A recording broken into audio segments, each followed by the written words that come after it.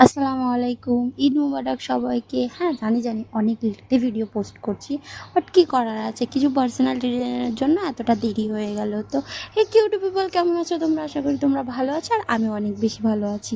তো আজকে ঈদ, তো আমি তোমাদেরকে আমার মেহেন্দি দেখাচ্ছিলাম। তো চলো আজকে সারাদিন কি করি কি না করি সবটাই তোমাদের সাথে শেয়ার হবে।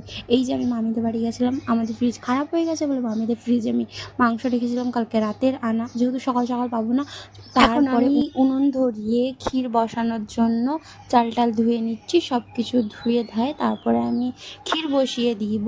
তা এইখানে আমার তারপরে বর চলে যাচ্ছে নামাজের জন্য, তো ওকে এখন আমি টাটা করতে এসেছি। এই যে আমি তোমাদেরকে আমার সব কিছু কমপ্লিট হয়ে গেছে তোমাদেরকে দেখানোর জন্য। সব কিছু তো আর ভিডিওতে ক্যাপচার করা হয় না, যেহেতু তাড়াতাড়ি থাকে একটু ওইটুকু সময়ের মধ্যে, তাই সব কিছু দেখাতে পারি। তাই এখানে ফাইনাল তোমাকে দেখাচ্ছি ক্ষীর, সামাই, লাচ্চা, এগুলো এখন আমি দিতে যাব। তো চলো দিয়ে আসি। এখানে আমার পুচকি পাড়া একটা ননদ এসেছে আমাকে সালাম করতে।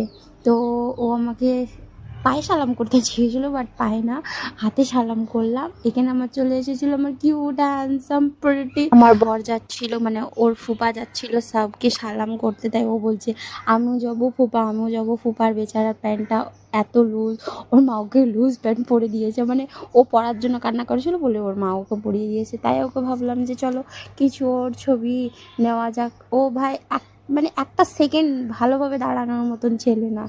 এ কখনো হাসছে, কখনো এ ফোন নেওয়ার জন্য কাড়াকাড়ি করছে, এটা সেটা হ্যানা ত্যানা। ভাই দেখতেই পাবে তোমার ভিডিওতে। সবাইকে তো দেখালাম, একটু আমাকে না দেখালে হয়? আমাকে দেখবে না তোমরা? অবশ্যই। তাই আমি একটু আয়নার সামনে গিয়ে একটু রং চং করলাম। আর এখানে এসেছিলো আমার একটা বোন আর আমার মেজো দিদির দুটো মেয়ে আমার আব্বুকে সালাম করতে, এইখানে আমাকেও সালাম করতে। আর এদিকে ঘর ঢুকে ভাই ওরা আমার পায়ে সালাম করতে লেগেছে দুজনেই একসঙ্গে। আর কোনো বলার কিছু মকাই পেলো না যে না হাতে কর বা কিছু না, ওরা পায়েই করবে। আর এখানে আমার ভাই পোখাচ্ছিল বাদাম, ও আমাকে বাদাম দেবে না। বর এসেছিলো, বরের কাছে তো ঈদি আদায় করতে হবে কি, তাই তো? তোমরা কত বরের কাছে ঈদি পেলে বলো? ভাই ভিডিওর জন্য 600 টাকা দেখিয়েছে, বাট আসলে আমাকে 200 টাকায় দিয়েছে। আমি বলছিলাম আমার বরকে দাও সবটা আমাকে দাও, ভিডিও করি। ও আমাকে দিয়ে দিল, বাট আমার বরের থেকে আমারই বেশি ঈদি হয়েছিল।